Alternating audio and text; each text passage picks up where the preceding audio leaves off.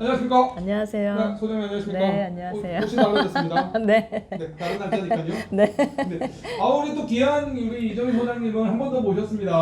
한 번 하긴 너무 아쉽거든요. 지난번에 직원 관리 얘기하는데 네. 조직 관리까지 오늘 얘기를 좀 같이 할까 하고요. 또 그 사이에 무슨 일이 있었냐면 저희 장편한 외과에 우리 이정희 소장님이 다녀 가셨다는 거 아닙니까? 귀한 걸음 해주셔가지고. 사실 오늘 네. 어떤 얘기를 해주실지 더더욱이나 기대가 됩니다. 저는 닥터계 고생 진행하는 장편한 외과 엉덩이 대장 이성근이고요. 네, 안녕하세요. 경쟁력개발연구소 이정희입니다. 반갑습니다. 네. 좋네요. 사실 좀 궁금하기는 해요. 네. 저희 장편한 외과를 다녀가셨단 말이에요. 네네. 지난번에 우리 촬영하고 난 다음에 일단 지난번 우리 고객 조직 직원 관리 얘기를 했잖아요. 네네네. 우리 얘기할 게 너무 많아요. 나중에는 직원 관리도 얘기해야 되고 그 고객 관리도 얘기해야 되고 조직 관리까지 얘기해야 네. 되는데 자 지난번에 직원 관리에서 못한 얘기들이 되게 많았고 네. 또 개인적으로 좀 궁금한 내용들이 많이 생겼고요. 일단 장편한 외과의 직원 관리는 어떻든가요? 제가 시험지 받는 기분인데. 근데 저는 네. 되게 놀랬던 게 1년 되셨다고. 1년 반. 1년 반 정도 되셨는데 1년 반 정도 된 거 치고 너무 뭐랄까 이제 진단까지 제가 다 받았어요. 음흠. 리서치를. 음흠. 근데 그래프가 너무 좋았어요. 오. 그래서 좀 놀랬어요. 어떤 그래프죠? 그러니까 진단을 하면 7가지 카테고리로 조직에 그 운영되고 있는데 약점과 강점을 파악할 수 있는 설문들이 있거든요. 그걸 받아봤는데 보통은 이제 좀 찌그러져 있어요. 그 부분이 약점이거든요. 그런 부분이 없이 전반적으로 굉장히 그래프가 좋더라고요. 사실 제가 따로 아직은 보고 안 했고요. 말씀하시는 걸 그냥 영상으로 바로 찍자고 해가지고 우리는 모두 하나하나 한마디 한마디가 다 여러분들한테 공유를 하고 싶어서 되게 기분 좋은데요. 일단은 뒷불 이상 되는군요. 잘하시는 것 같아요. 예, 뭐 이직률이 되게 높았다라고 얘기를 하는데 사실 1년 반이면 직원들이 이직률이 높은 정도가 아니라 그냥 통째로 나갔다 들어오는 일도 있고 뭐 되게 다양한 경험들을 많이 하시죠. 근데 이제 비교적 뭐 불안하실 수는 있겠지만 안정적이라는 느낌이 들기는 했어요. 사실은 이정희 소장님하고 제가 연락을 처음에는 직원 문제가 너무 저는 사실 고민이 많아가지고 이거 진짜 어떻게 해야 되나 고민하다가 그럼 전문가를 만나보자 해서 이제 컨택이 된 건데 네. 그래도 결과는 제가 너무 걱정을 많이 했던 거군요. 근데 이제 한 번 만나가지고 다 알 수는 없겠죠. 그런데 이제 그래프상으로 봤을 때는 비교적 양호하다라고 전 판단이 들었어요.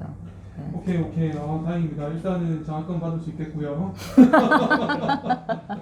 꽈락은 면했습니다. 여기 보시는 분이 의사 선생님인데 저희 첫 번째 목표는 꽈락을 면하는 거거든요. 그리고 두 번째 목표는 장학금을 받는 건데 네. 오케이 다행입니다. 조금 더 얘기를 풀어주시죠. 예, 근데 사실상 직원들이 계속 들락거리긴 해요. 지금 뭐 병원을 3년 운영을 하던 5년 운영을 하던 뭐 계속 그러긴 해요. 근데 이제 거기서 어느 정도 원칙을 잡고 그리고 이제 적어도 중심을 잡아주는 직원들이 몇 명 정도는 자리 잡고 있느냐 아닌가 이 차이가 좀 이제 존재하는데 제가 봤을 때는 그런 직원들이 있어 보여요. 예, 정확하게는 모르겠어요. 지금으로 봐서는 아마도 이제 그래프를 이따가 이제 보고서를 보시면서 직원 하나하나에 대해서 좀 리뷰를 하시면 좀 더 도움이 되긴 하겠죠. 예, 그런 판단이 들었습니다. 근데 한 가지 좀 아쉽다라고 생각 들었던 것 중에 하나가 이제 그게 아마도 조직관리 파트 중에 하나일 텐데 조직 구조가 되게 이렇게 분장이 명확하지가 않아요. 그러니까 쉽게 말하면 보통 간호 파트도 외래 파트, 그 다음에 뭐 이렇게 파트가 이렇게 다 구분이 분명히 되어 있잖아요. 아무래도 1년 반밖에 안 돼 있다 보니까 간호부라고 되어 있으면서 접수랑 외래가 붙어 있는 거예요.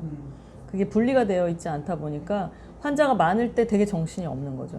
체계가 잡혀 있지 않고. 물론 병원은 뭐 환자가 많아지면 정신이 없긴 한데 그러면은 이렇게 업무 분장이 분명하면 환자가 많이 올 때 어떤 식으로 운영을 해야 될지 그 수장이 되는 사람이, 그러니까 간호부장이라든지 무슨 뭐 이렇게 헤드가 되는 사람이 가름마를 쳐주거든요. 이렇게 작업을 해주고. 근데 그런 부분들이 본인도 일하기 허덕거리는 거예요.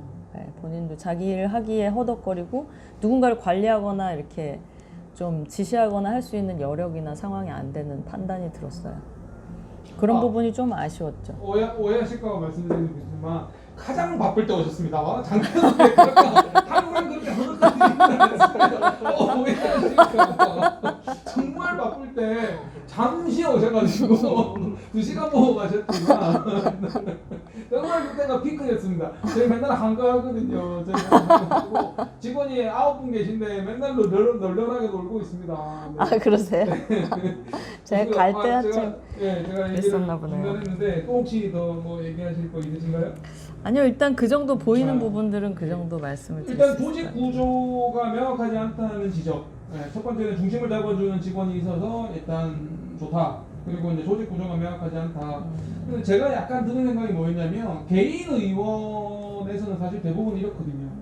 한 직원 3명, 5명 있는 구조에서는 네. 접수와 수납과 외래와 수술방과 내시경을 구분할 수가 없어요. 그래서 거의 멀티플레이어처럼 그렇게 진행을 하는데 뭐 어떨 때는 외래 받다가 어떨 때는 내시경 받다가 네네네. 어떨 때는 수술실 갔다가 그리고 처음에 이제 저희가 이제 직원이 7명, 9명이 되면서 접수만 따로 보는 원무과 직원을 뽑으려고 했었는데요. 아, 잘 안 돼요. 네, 개인 처음에 병원에서는 자리 잘안 잡기 되고요. 힘들어요. 네, 그리고 개인 병원에는 원무과만을 위해서 보는 직원들이 잘 지원을 안 합니다. 네, 병원급은 원무과를 따로 2명, 3명 뽑아서 네. 이렇게 운영이 되는데 개인 의원에서는 그리고 원장 입장에서는 간호조무사 자격증이 없는 원무과 직원만 뽑아서 접수만 앉혀놓는 게 사실은 좀 경제적으로 부담이 될 수도 있고 그러실 수 있죠. 차라리 간호조무사를 뽑아서 로테이션하면서 직원을 뽑는 게 직원을 활용하는 게 더 낫지 않을까. 두 번째는 다른 직원들이 싫어합니다. 다른 직원들이 자기 일을 조금이라도 도와줄 수 있는 간호조무사를 좀 뽑아서 간호인력을 뽑았으면 좋겠다. 이런 얘기들이 좀 있고요. 세 번째는 개인 의원에서는 원무과만 와가지고는 이직률이 높아가지고 저희가 몇 번 왔었는데 제가 얼마 안 하고 다 그만두시더라고요. 그래서 그런 현실적인 문제가 좀 있기는 한데 근데 뭐 말씀하신 소장님 말씀하신 것처럼 장편외과가 그 부분이 확실히 저도 좀 생각을 하고 있어요. 원무과하고 아예 구분을 해서 왜냐하면 원무과가 따로 있으면 접수 수납이 따로 있으면 서비스가 올라가거든요. 앉아서 그 환자를 맞이할 때 서비스 수준이 좀 올라가고 그 다음에 친절 이런 것도 충분히 강조될 수 있고 사실 어떻게 보면 지금 데스크가 비어 있는 경우도 있기 때문에 직원들 휴가 가고 오프 가고 하면 데스크가 비어 버리는데 접수 수납이 따로 있으면 항상 그 직원이 좀 불편하게 앉아 있을 거니까 그런 부분도 좀 해결할 수 있고. 근데 이거는 이제 제 의견인데 접수 수납을 조무사 자격증이 없는 사람을 뽑지 마시고 접수 수납에 대한 역할을 분명하게 하시면 좋겠다라는 의견이 더 좋을 것 같아요. 그러니까 무슨 말씀이냐면 사실은 접수 수납을 두면서 CRM을 할 수도 있거든요. 고객 관리를 한다거나 고객 응대를 있어서 고객 경험 설계를 통해 가지고 매력도를 병원의 매력도를 높일 수도 있고 그런 측면을 좀 강화하시는 것도 방법이고 아니면 거기에 이제 상담 파트를 하나 심는 것도 방법일 수 있고요. 그렇게 하다 보면은 전문화가 될 수 있을 것 같거든요. 좀 세분화되면서 전문화 시키는 거죠. 좋습니다. 어쨌든 뭐 공식적인 자리에서 다시 한번 이재용 소장 감사함을 주고요. 네, 저희 장편외과를 나중에 이제 보고서를 따로 제가 받겠습니다만 잘 분석해 주시고 노력을 많이 해주셔서 너무 감사드립니다. 앞으로 2년은 계속됐으면 좋겠고요. 여러분들도 원하시면 아래 연락처로 연락하시면 이재용 소장님 만나실 수 있으십니다. 항상 강조하지만 닥터 개고생은 PPL이 없다는 거. 그런 질문 드리고 싶은데 많은 원장님들이 고민 중에 하나가 얘기를 들어보니까 드는 생각이 직원을 로테이션을 하는 게 좋으냐 아니면 아까 얘기했던 전문화에서 스페시픽하게 가는 게 좋으냐 항상 원장으로서 고민이 되거든요. 직원이 5명인데 5명인데 보통 많은 원장님들은 로테이션을 좋아하시거든요. 소장님은 어떻게 보세요? 전문가 입장에서? 규모가 작을 때는 당연히 그렇게 하시는 게 맞다라고 보여져요. 사이즈가 커지고 감당할 수 없을 만큼 고도의 좀 전문성이 필요하다라고 하면 전문화된 인력들은 다른 일을 교집합으로 하길 원하지 않아요. 그래서 전문화되는 거예요. 네, 그러니까 나는 내가 가지고 있는 전문적인 부분들을 가지고 성과와 연결하고 싶어 하기 때문에 이제 걔네들이 다른 걸 안 하려고 해서 그런 것이지 시키려면 시킬 수 있죠. 그리고 시키는 게 좋기도 하죠. 왜냐하면 이 사람이 스페어로 여기도 쓰이고 저기도 쓰이고 좋잖아요. 근데 이제 조직이 커지고 그러면 그것에 대한 책임도 강화되고 그걸로 명확하게 평가도 해야 되고 하다 보니까 그런 부분들이 세분화 전문화 되는 거죠. 몇 명 정도가 기준이 될까요? 그것까지는 잘 모르겠고요. 매출액이 어쨌든 좀 의원급이랑은 차원이 다른 수준으로 올라갔을 경우에는 아무래도 전문화가 되지 않나. 자연스럽게 그 타이밍은 병원마다 조금씩은 다르겠지만 이때쯤이면 이렇게 하는 게 좋지 않을까라고 하는 파악을 하시는 것 같아요. 원장님들께서. 그러니까 이제 저도 이렇게 만나 뵙다 보면 이게 왜 이러죠? 이렇게 고민을 하시다가 보면 아 이게 지금의 어떤 조직 구조나 지금의 조직원들의 수준 가지고 안 되는 것 같습니다라고 하는 판단이 드는 시점이 오거든요. 그럴 때는 뭔가 방법을 강구를 해야 되겠죠. 네. 근데 분명한 것은 규모가 작을 때는 이 일도 해주고 저 일도 해주는 게 맞죠. 그리고 그렇게 해야 효율성이 올라가잖아요. 그건 당연하다고 저는 생각합니다. 모자 입장에서는 네 그런 게 가장 좋긴 한데 네.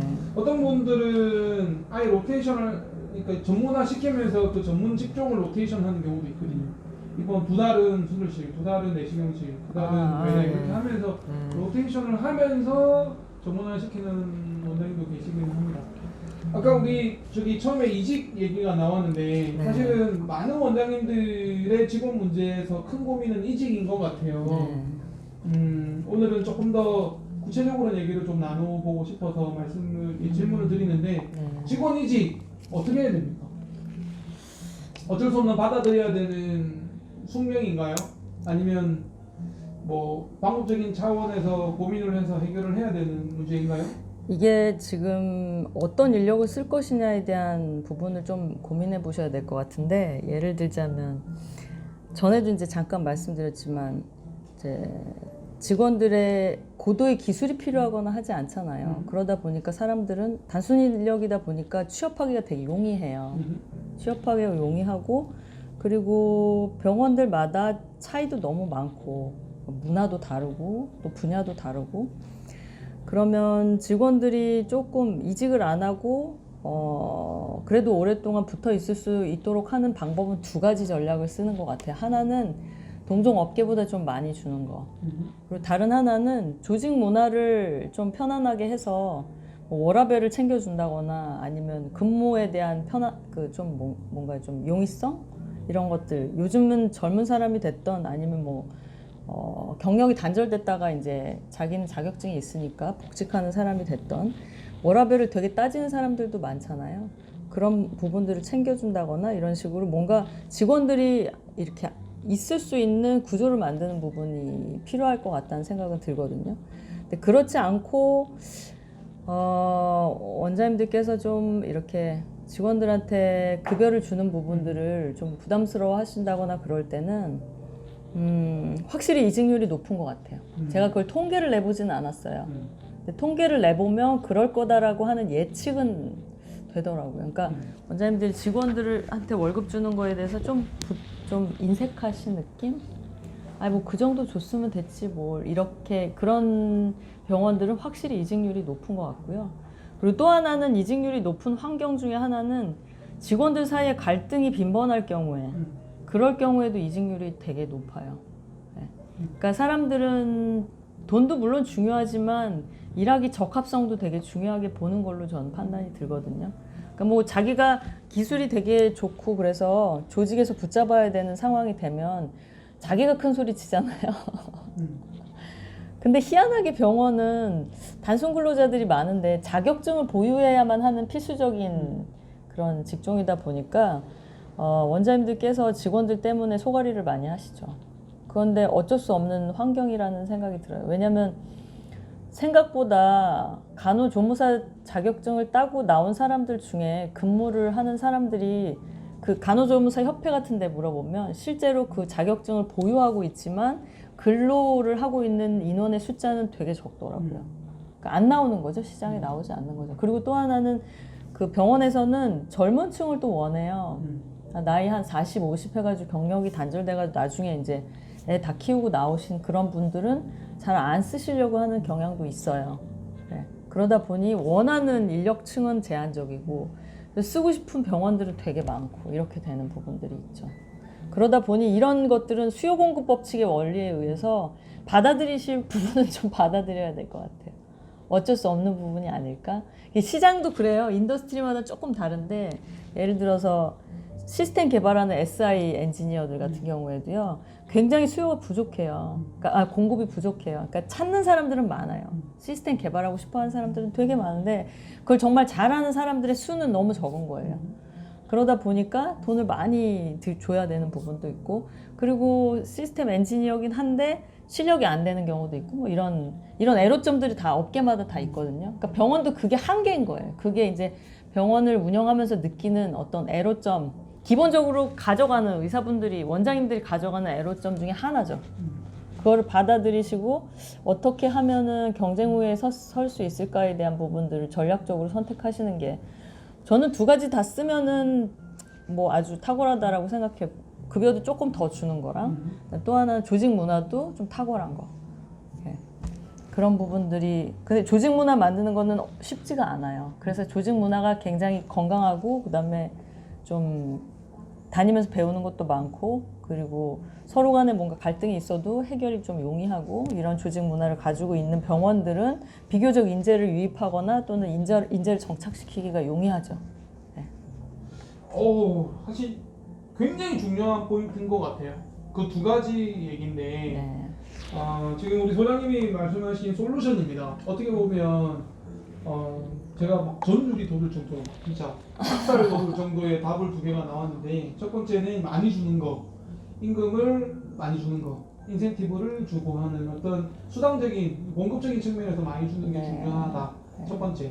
근데 사실 이 첫 번째 부분에서 많은 원장님이 거부감이 많으세요. 네, 그래서 비교 우위를 오히려 취하기 쉽죠. 네, 그래서 그렇죠. 비교 우위라는 게 조금만 더 주면 확 온다는 거죠. 네, 맞아요. 그러니까 그건 그렇죠. 다른 데보다 한 10%만 더 줘도요. 뭐 5만 원만 더 줘도 확 오거든요. 그러니까 여러분들이 좋은 직원을 뽑고 싶으시면 다른 데보다 한 10만 원만 더 주시면 190 줄 때 200 주시면 그냥 막 옵니다. 쏟아집니다. 근데 이제 경쟁 과열이 될까봐 그걸 또 고민하실 필요가 있죠. 첫 번째 얘기를 조금 더 드리면 주위 원장님들한테 전화 옵니다. 장편외과 공급 많이 준다고 소문이 나가지고 주위에 있는 원장님들이 저한테 막 뭐라 하시거든요.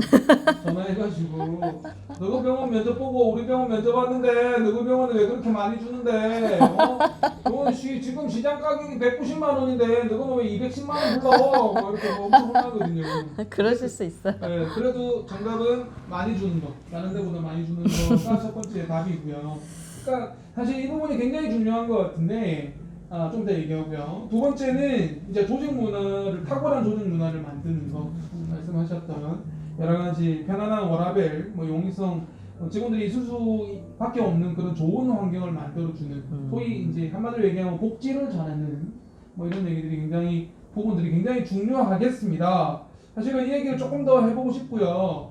그 다음에 또 하나 중요한 포인트가 이제 이정희 소장님이 지적해주신 이직률이 많은 이유는 크게 두 가지죠. 첫 번째 돈이 작아서, 네, 다른 데가 더 준다 그러니까, 네. 그 다음에 두 번째는 직원 간의 갈등이 이제 두 번째가 가장 큰 문제인 것 같아요. 그래서 직원 간의 갈등을 어떻게 풀 것이냐, 정말 원장님들 입장에서는 너무 힘들어요.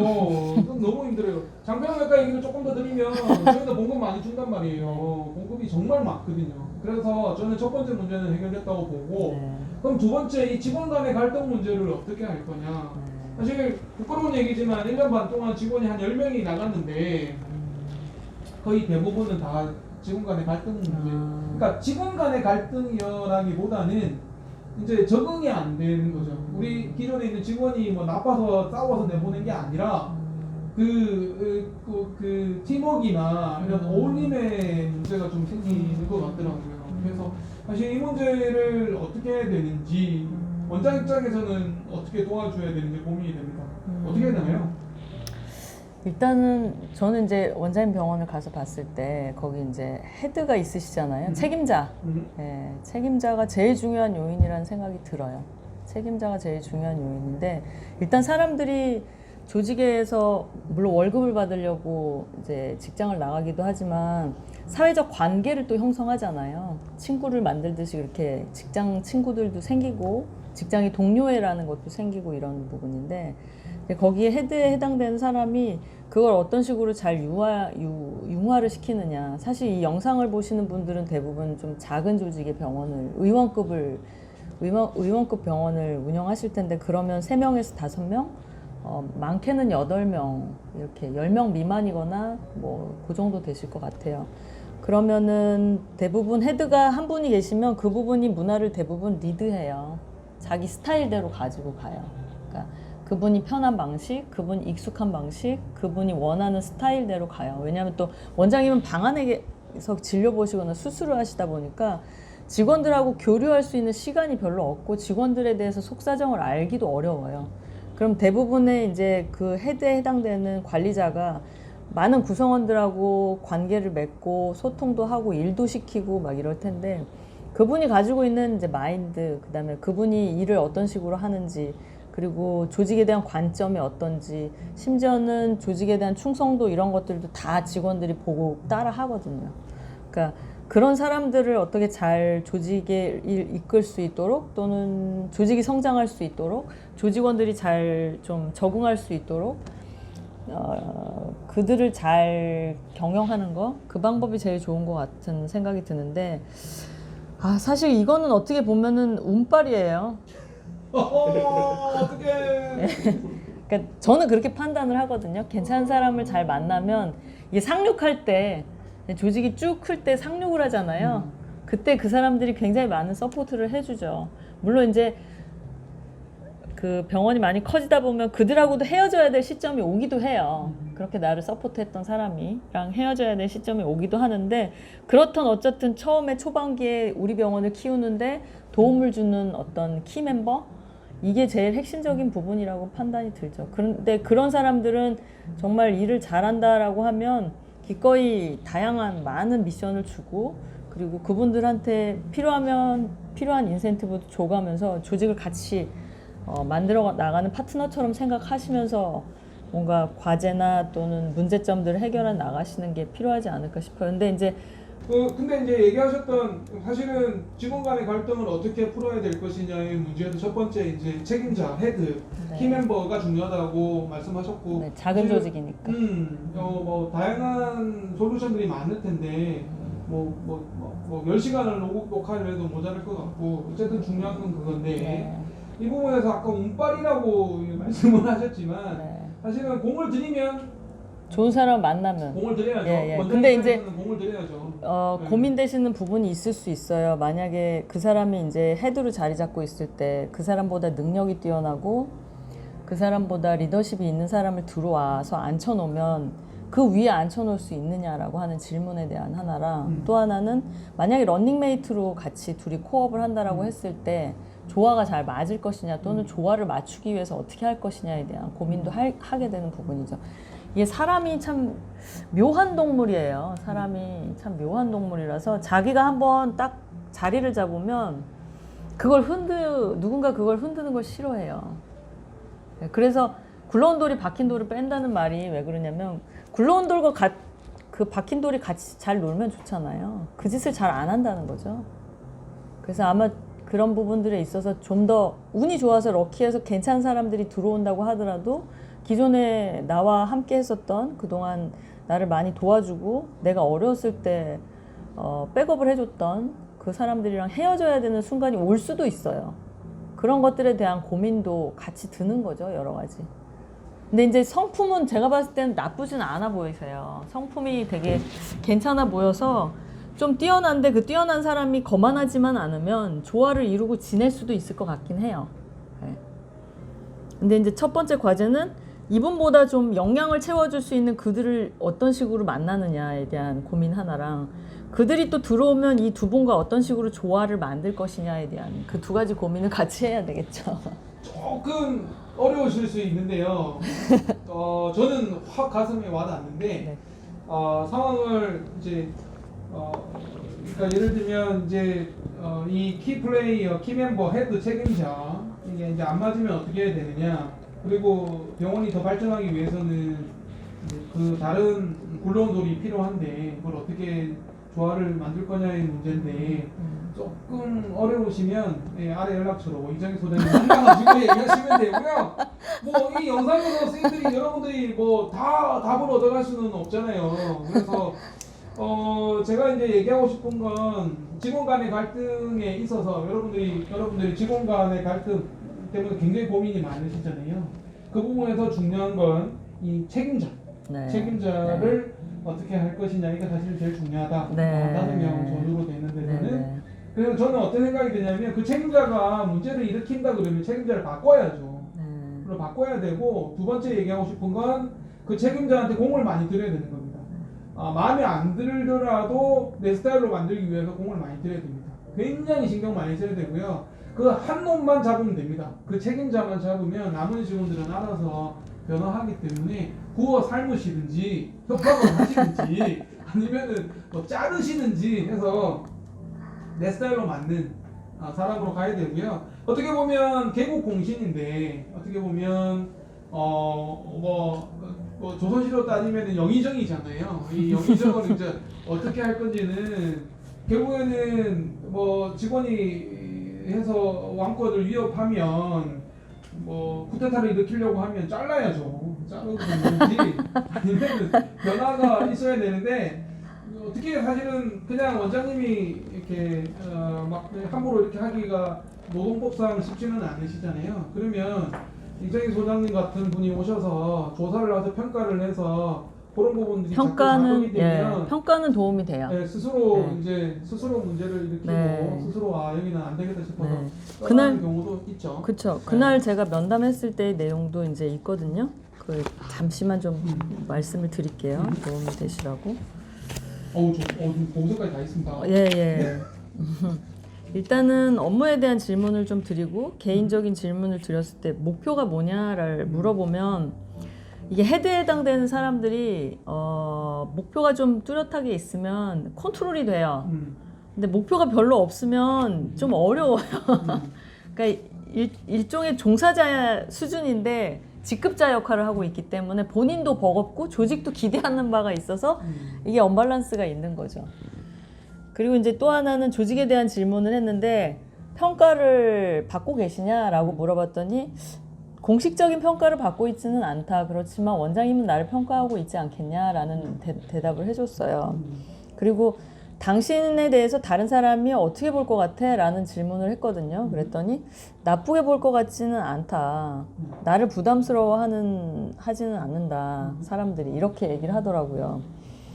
만약에 다른 사람이 당신에 대해서 개선을 하라고 요구하면 바꿀 생각이 있습니까? 라고 얘기를 했더니 그럴 생각이 있대요. 네, 그럴 생각이 있고 그런 피드백을 받으면 기분이 어떠세요? 그러니까 그런 것들에 대해서 뭐 아무렇지도 않으십니까? 아니면 뭐 하루 정도 지나면 잊어버리는지 아니면 좀 담아두는지 그랬더니 약간 담아두는 타입이더라고요.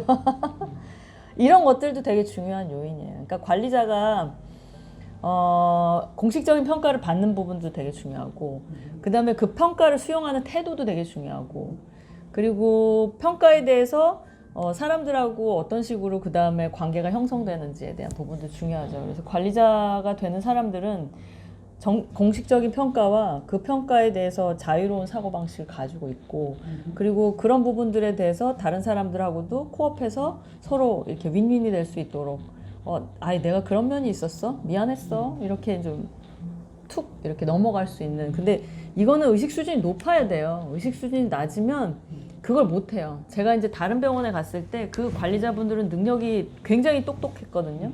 일을 정말 똑소리나게 해서 그 원장님이 정말 개원해서 2-3명 있을 때 지금은 한 40-50명 있는데 2-3명 있을 때부터 그 친구가 굉장히 많은 백업을 해준 거예요. 근데 정말 키워야 할 그 순간에 좀 더 키워야 할 그 순간에 그 친구가 걸림돌이 계속 되는 거예요.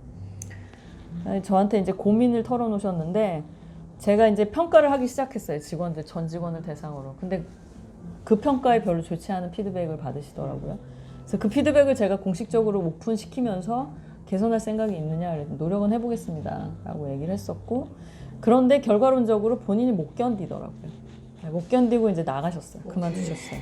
제가 이정희 소장님하고 만나서 가장 혁신적, 가장 저에게 큰 센세이션이었다면 평가입니다. 평가. 사실 직원 관리에 있어서 평가를 생각해 본 적이 있으세요? 개원을 하시고 병원 생활 5년, 6년 되신 원장님들께도 여쭤보고 싶은 건 직원 평가해 보신 적이 있으세요? 제가 알기로는 없으실 거예요. 그냥 있어주는 것만으로도 고마워. 그리고 뭐 사고 안 치는 것만 해도 감사해. 뭐 출근해주는 것만 해도 땡큐해. 뭐 이렇게만 생각하시고, 야, 너 뭐 배부른 소리 아니야? 직원 평가에서 뭐 개선시키고 이러는 게 말이 된다고 생각해? 라고 반문하실 수도 있으시거든요. 근데 네. 제가 이성희 소장님 만나고 오셔서 이제 평가하고 하고 또 제가 지금 그 사이에 또 열심히 또 책을 좀 리뷰를 했더니 예. 야, 평가 얘기가 엄청 많이 나오더라고요. 어떻게 보면 직원 관리의 핵심이 평가이지 않을까라는 생각이 들 정도였는데 어떻게 보세요? 저는 원장님들 만나뵈면서 좀 놀란 것 중에 하나가 있는데, 평가를 하면 직원이 나갈 거라고 생각하는 거예요. 아니 물론 나갈 수도 있죠. 근데 구데기 무서워서 장을 못 담그나요? 장 담그면 항상 구데기가 껴요. 네, 그러니까 평가를 하면 싫어하는 사람이 있고, 그리고 평가를 좋아하는 사람 몇이나 되겠어요. 저도 싫습니다. 그건 되게 그건 되게 당연한 건데, 그런데 이제 우리는 뭐 자선 사업을 하는 게 아니잖아요. 어쨌든 퍼포먼스 베이스한 비즈니스를 하고 있단 말이에요. 나는 누구로부터 평가를 계속 받고 있냐면 고객으로부터 계속 평가를 받아요. 그분들은 나한테 나는 널 평가하고 있어라고 말하진 않지만 그게 어떻게 나타나냐면 내원율로 나타나고, 그다음 매출로 나타나고, 그다음에 소문으로 나타나고, 이런 평가들이 음으로 양으로 계속 받고 있어요. 그 책임을 두 어깨에 다 지면서 병원 경영을 하고 있는 거죠. 그러면 그 책임을 분산시키는 거예요, 직원들한테. 평가라고 하는 것 자체가 그거예요. 그러니까 귀하들도 평가를 받아라. 고객한테 받던, 직원들한테 받던, 나한테 받던 다 받아. 받아서 너 자신이 받는 월급도 네가 책임을 져 라고 하는 부분들을, 그런 것들에 대한 부분들을 어느 정도 분산을 하잖아요. 그러면 그 무게감을 본인도 느껴요. 원장님이 고객한테 평가를 매일매일 받는 거와 같이 직원들은 그거를, 그 턴오버는 한 달에 한 번이거든요. 한 달에 한 번 정도 평가를 받으면 최소한 책임감은 늘어나요. 뭐 로얄티까지는 모르겠지만 최소한 책임감은 늘어나요.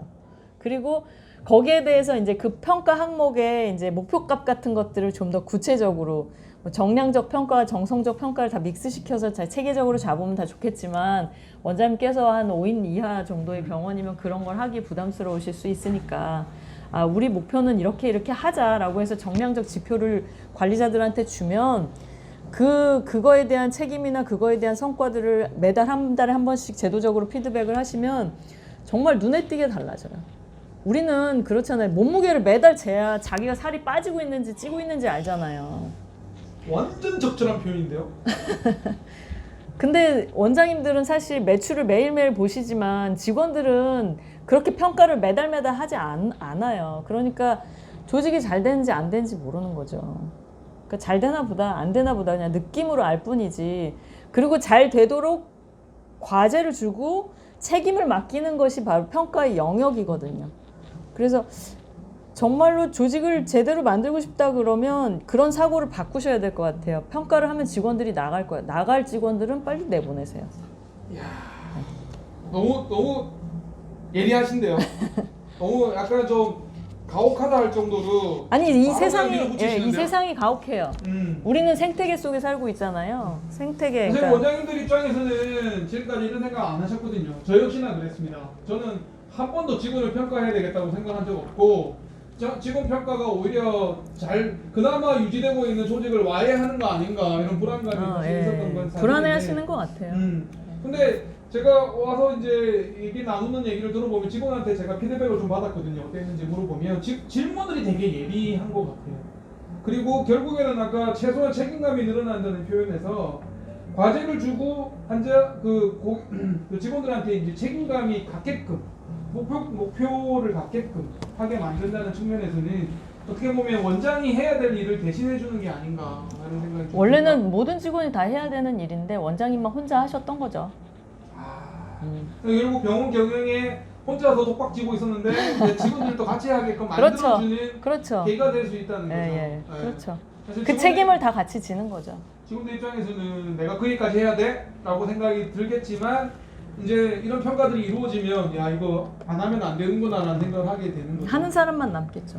아, 그렇게 되면 결국에는 병원이 업그레이드가 된다는 거죠. 계속 변화하거나 성장하는 그런 DNA가 생겨요. 요게 포인트 같아요. 네. 병원을 성장시키기 위해서는 원장 혼자서 독박 경영을 하는 게 아니라 직원들이 같이 하게끔 만들면 네, 병원이 네, 네. 업그레이드 되고 네. 그게 결국 시스템으로 가는 거죠. 그렇죠. DNA가 생긴다는 거는 그게 심어지는 거잖아요, 몸에. 당연히. 예. 네. 근데 그러니까- 이게 5인 미만의 병원도 필요하다는 얘기시죠?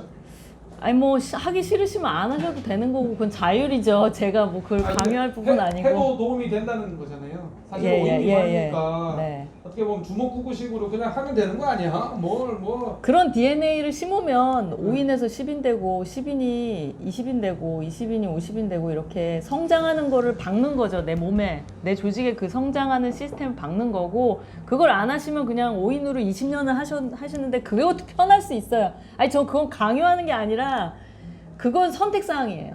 오케이, 이 영상을 보시는 네. 선생님들이라면 원장님이시라면 아마 그런 욕구와 그런 네. 솔루션을 원해서 보셨을 거예요. 사실 뭐 5인 미만으로 쭉 가기를 원하시는 분들은 이거 보겠어요? 제가 볼 때는 안 봅니다. 이 그것도 직원 관리 그것도 하시고 편하실 수 있으니까. 네, 예. 그냥 그렇게 갈 건데 수 있어요. 어떻게 하면 병원을 좀 더 성장시키고 어떻게 하면 직원 관리를 잘할 건가에 대한 궁금증 때문에 보실 거고 이제 이런 지금 DNA 얘기를 하셨지만 조직을 평가한다. 저는 이번에 정말 센세이션을 했습니다. 야 평가해야 되는구나.